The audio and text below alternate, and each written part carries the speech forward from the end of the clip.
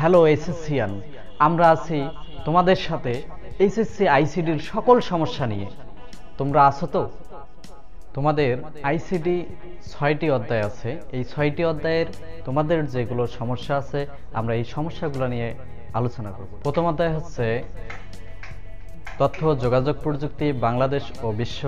দ্বিতীয় অধ্যায় হচ্ছে ডেটা কমিউনিকেশন ও নেটওয়ার্কিং। তৃতীয় অধ্যায় হচ্ছে সংখ্যা পদ্ধতি ও ডিজিটাল ডিভাইস। চতুর্থ অধ্যায় হচ্ছে ওয়েব ডিজাইন পরিচিতি ও HTML। পঞ্চম অধ্যায় হচ্ছে প্রোগ্রামিং ভাষা। ষষ্ঠ অধ্যায় হচ্ছে ডেটাবেস ম্যানেজমেন্ট সিস্টেম। তোমাদের এইচএসসির আইসিটিতে যে সমস্যাগুলো আছে এই সমস্যাগুলোর নিত্য নতুন ভিডিও দেখতে আমাদের এই চ্যানেলটি সাবস্ক্রাইব করুন, শেয়ার করুন এবং তোমাদের যে বন্ধুরা এইচএসসিতে পড়ে সেই বন্ধুদেরকে মেনশন করে জানিয়ে দেন যে ক্লাসগুলো অনেক সুন্দর এবং ভালো হয়। আমরা আজকে শিখব অক্টাল যোগ এবং বিয়োগ এবং এর যত এমসিকিউ আছে সেগুলো আমরা দেখব। যেমন অক্টাল, আমরা জানি অক্টাল সংখ্যা পদ্ধতিতে 0 থেকে 7 পর্যন্ত ব্যবহার করা হয়ে থাকে এবং এর বেজ হচ্ছে 8। এর বেজ হচ্ছে কত? 8।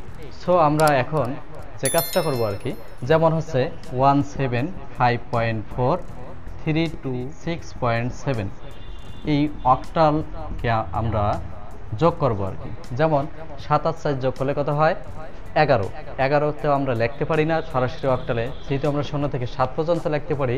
এই কারণে আমরা 11কে তার বেজ দ্বারা ভাগ করব, অর্থাৎ যে সংখ্যা পদ্ধতিতে আমরা যোগ করব সেই সংখ্যা পদ্ধতির বেজ দ্বারা আমরা ভাগ করব। তাহলে 11কে আমরা তাহলে তার বেজ দ্বারা ভাগ করি 8 দ্বারা, তাহলে 8কে 8 থাকে কত আমাদের?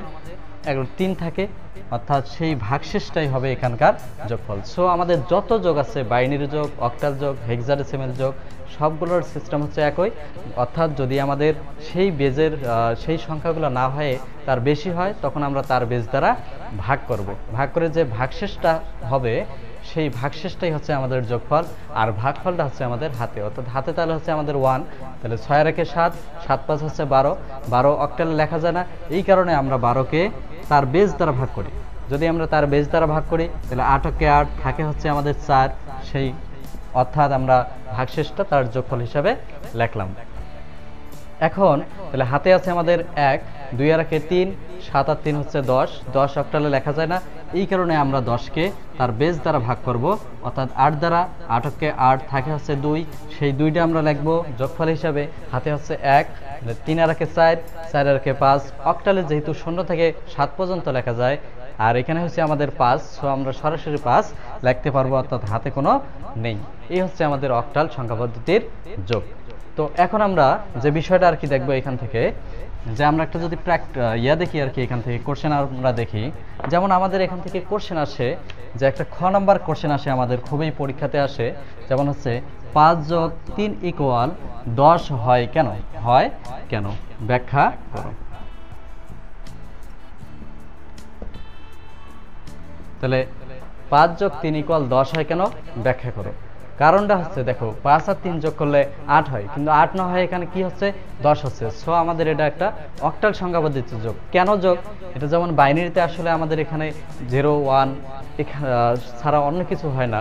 সো এখানে 5 এবং 3 আছে, সো এটা বাইনারি সংখ্যা পদ্ধতি নয়। এবং এখানে দেখা যাচ্ছে অক্টালে 5 আর 3 যোগ করলে হয় 8। আমরা জানি সাধারণভাবে 8 হয়, কিন্তু 8 তো আমরা অক্টালে লিখতে পাই না, এই কারণে আমরা 8কে তার বেজ দ্বারা ভাগ করি। তাহলে 8কে 8, ভাগশেষ কত? 0, সেই 0টা আমরা যোগফল হিসেবে লিখলাম, আর হাতে হচ্ছে 1, সেই একটা সামনে লিখলাম। অর্থাৎ 5 আর 3 যোগ করলে অক্টালে কত হয়? 10 হয়। এটার অ্যান্সারটা আমরা এইভাবে লিখতে পারি যে 5 + 3 = 10 হয়, কারণ এটি একটি অক্টাল সংখ্যা পদ্ধতির যোগ। নিম্নে ব্যাখ্যা করে দেখানো হলো।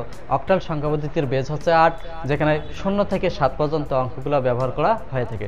সাধারণভাবে 5 যোগ 3 = 8 হয়, আর 8-এর অক্টাল মান হচ্ছে 10। সুতরাং অক্টাল সংখ্যা পদ্ধতিতে 5 যোগ 3 = 10 হয়। এখান থেকে আমাদের এমসিকিউ আসে, যেমন আসে এরকম যে 177-এর পরের সংখ্যাটি কত? সংখ্যাটি কত? তো 177-এর পরের সংখ্যাটি কত? তাহলে আসলে আমরা যদি বলি 13-এর পরের সংখ্যা কত? 14। 13-এর সাথে 1 যোগ করলে 14 হয়। ঠিক তেমনি 177-এর পরের সংখ্যাটি কত? 177-এর সাথে যদি আমরা 1 যোগ করি তাহলে তার পরের সংখ্যাটা পাবো। তাহলে দেখি আমরা 177 যোগ এক। তাহলে 7-এর সাথে 1 যোগ করলে 8 হয়। 8 অক্টালে, এখানে যেহেতু বেস দেওয়া আছে 8, সো এটা অক্টাল সংখ্যা পদ্ধতি, অক্টালে 8 লেখা হয় না। এই কারণে আমরা 8কে তার বেস দ্বারা ভাগ করব। তাহলে 8কে 8 ভাগশেষ 0, সেই 0 লিখলাম, হাতে হচ্ছে আমাদের 1। তাহলে 17কে 8 লেখা যাচ্ছে না, এই কারণে 8কে আবার এরকমভাবে ভাগ করলে 0, হাতে থাকে 1, তাহলে 1। এখন এই 1 আর এই 1 যোগ করলে কত হয়? 2, অর্থাৎ হচ্ছে আমাদের 200। অর্থাৎ তাহলে 177-এর পরের সংখ্যাটি কত হবে? 200। তাহলে 177-এর পরের সংখ্যাটি কত হবে? 200 হবে। তো এরকম আমাদের অনেক প্রবলেম আছে, এগুলো আমরা নিত্য নতুন ভিডিওতে এগুলো আমরা সলভ করে তোমাদের দেখাবো। সেই পর্যন্ত তোমরা ভালো থাকো, সুস্থ থাকো। সবাইকে ধন্যবাদ। আসসালামু আলাইকুম ওয়া রাহমাতুল্লাহ।